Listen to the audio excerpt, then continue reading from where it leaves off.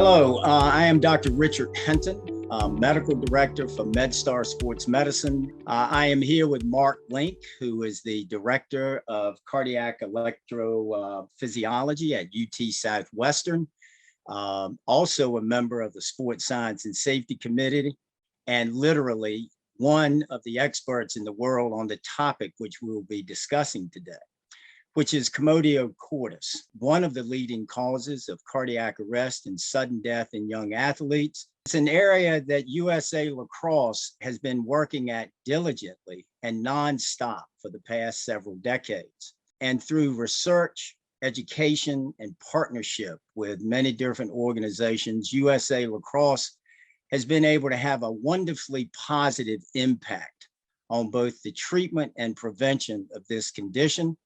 And much of that positive work has come out of a partnership with our guest today, Dr. Link. So in lay terms, what is commotio cordis? Well, commotio cordis is one of the causes of cardiac arrest. And when a person dies in the middle of the night, when a person collapses on the sidewalk, that's sudden cardiac death.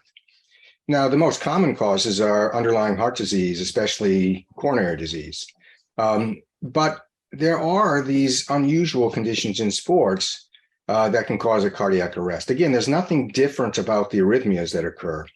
So commotio is one of the rare causes of sudden cardiac death, but the end result is the same. The heart goes into ventricular fibrillation, which means it just quivers. And when it quivers, it cannot pump blood.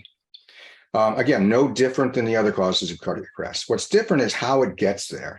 It gets there in a normal heart, typically in someone playing a ball-based sport like baseball, hockey, lacrosse. And the ball impacts the left chest directly over the heart in a very narrow area of the heart. And if this occurs at the right time, and the right time is 20 milliseconds, so about 1% to 2% of the heart's cardiac cycle.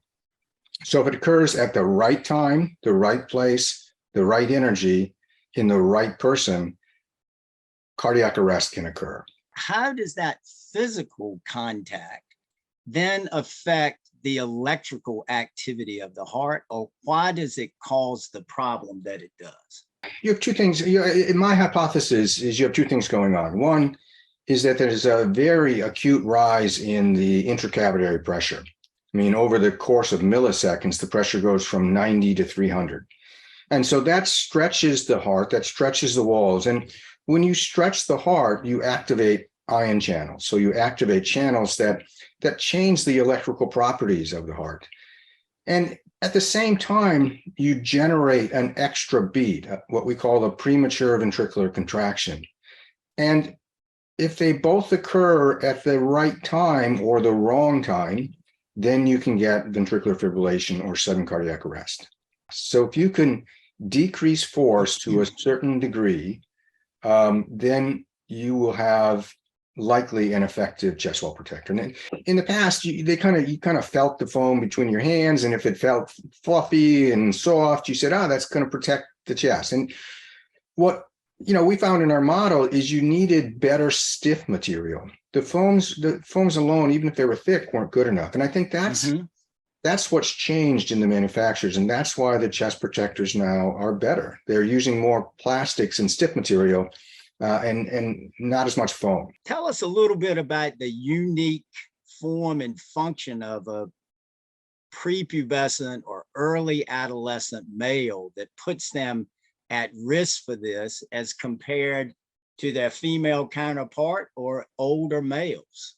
Yeah, so let's compare it to females first. So, it occurs in 95% of males, 5% of females. And now the difference between older and younger boys, that's a real issue. That's a real thing. And if you look at what happens to the chest wall as you develop and go through adolescence into adulthood, the chest wall becomes stiffer, less compliant. And that's because of the development of the muscles, that's the hardening of the bones, that's the thickening of the fat. So I think that in effect, that chest wall acts like a chest wall protector as you age, because it's just harder to penetrate into the chest.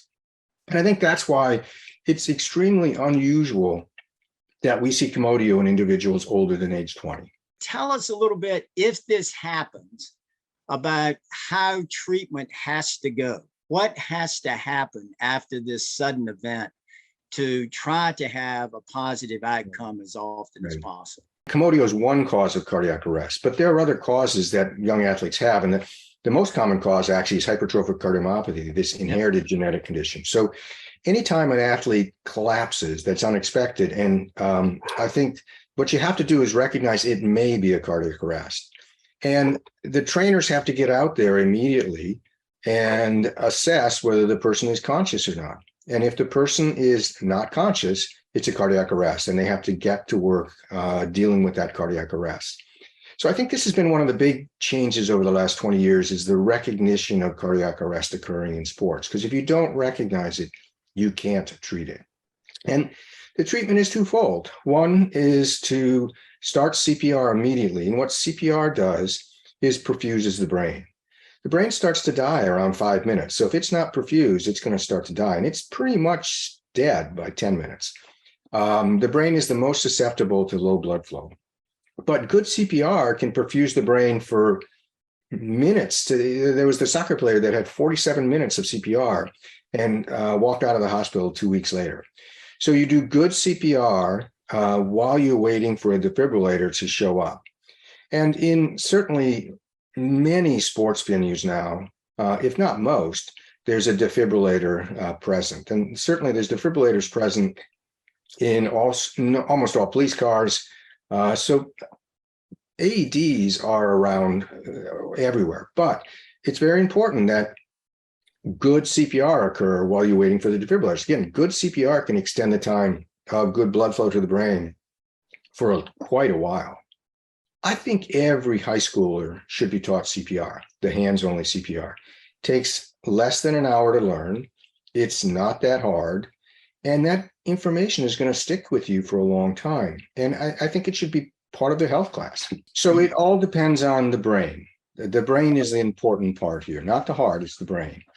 And if the brain's been perfused by good CPR, you could wake up immediately. If this AED is applied within 2 minutes, you don't even need CPR. But that's hard, if not impossible, to do. Tell us a little bit about the epidemiology of this disease, how common it is, and how effective we're being about decreasing this risk. This is seen in 10 to 20 kids a year. And I think it might even be decreasing, but part of the reason it's decreasing, it's no longer such a media phenomenon. And to put this in perspective, far more kids die in a motor vehicle accident on the way to practice than from commotio. And far more kids would be benefited by wearing seatbelts than by implementing commotio things. So I think, you have to put this in perspective. Sports are important to kids. Sports are important to adults. We don't want to frighten the parents so that they don't let their kids play sports. That would be a tragedy because of all the benefits of sports. And US Lacrosse has been exemplary in their efforts to protect kids, on the field, both from commotio and also in resuscitation and providing AEDs. So I've been very proud to work with US Lacrosse.